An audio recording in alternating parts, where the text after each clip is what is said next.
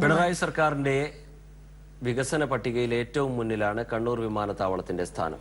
മലബാറും കർണാടകത്തിന്റെ ഒരു ഭാഗവും ഉൾപ്പെടുന്ന പ്രദേശത്തിന്റെ വികസനത്തിൽ നാഴികക്കല്ലാവും ഇതെന്നാണ് പ്രതീക്ഷ.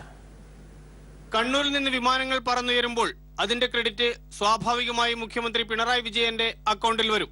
ഇ.കെ. നായനാരും ഉമ്മൻചാണ്ടിയും വി.എസ്. അച്യുതാനന്ദനുമെല്ലാം വിമാനത്താവളത്തിന് കനത്ത സംഭാവനകൾ നൽകിയിട്ടുണ്ടെങ്കിലും വിമാനങ്ങളുടെ ഗതാഗതം പിണറായിയുടെ കാലത്താണെന്ന് ചരിത്രം രേഖപ്പെടുത്തും.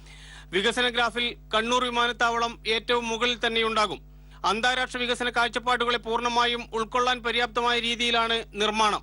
ലോകത്തെമ്പാടുമുള്ള വിമാന കമ്പനികൾ താൽപര്യവുമായി മുന്നോട്ട് വന്നു കഴിഞ്ഞു. 15 എയർലൈൻസ് വിമാന കമ്പനികൾ വന്നിരുന്നു.